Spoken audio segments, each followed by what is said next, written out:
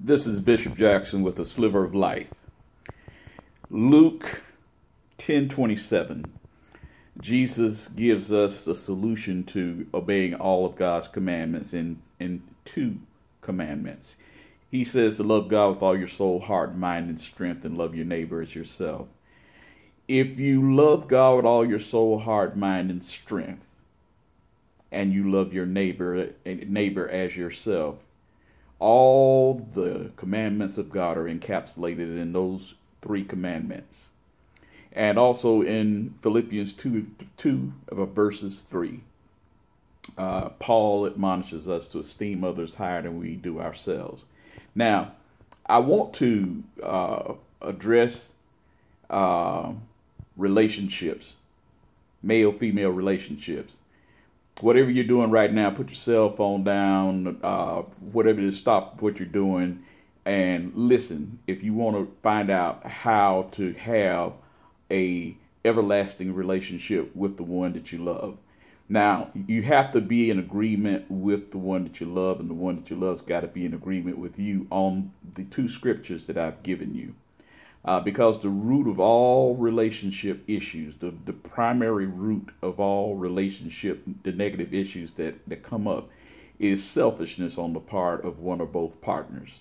So if you can believe what I just said, and then I'm going to give you the remedy to how to have a not so much a stress-free relationship, but a much better relationship here on earth with the person that you've chosen to be with as your life partner. Now, if you love God with all your soul, heart, mind, and strength, that means that you take God's precepts, and your relationship with God is the foremost. It's before your mama, your daddy, your sister, your brother, your boo, your wife, your husband, your boyfriend. Every relationship comes later compared to God. God is first. Now, if you put all that love into God, all your mind, all your soul, heart, mind, and strength, then God balances you out so that you'll have a right estimation of yourself and a right love for yourself. But you got to love God with all your soul, heart, mind, and strength. Now, the second thing that Jesus says is to love your neighbor as yourself. Well, I've already addressed the fact that if you love God right, then the Holy Spirit balances you out as far as how you think of yourself, as far as how you love yourself. You'll have a healthy love for yourself. So therefore, the second part of the commandment is to love your neighbor as yourself. You'll have a healthy love for your neighbor. Your neighbor is anybody. Let's just cut through the chase. Anybody other than yourself is your neighbor. So I don't care if they're on the other side of the earth, in the jungle, or in the North Pole. Every human being on the planet is your neighbor.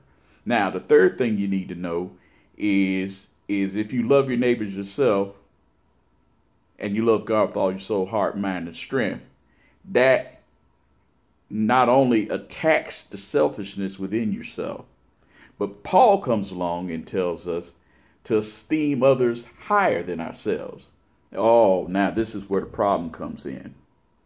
Because most folk in relationships, I'm saying this, I'm making a bold statement, and I haven't spoken to everybody on the earth, but most folk in relationships are selfish, and that's why the relationship is problematic. So if you can ever get a mutual agreement between you and your partner to esteem each other higher than you do yourselves. Husband, put your wife up higher than you. Wife, put your husband up higher than you.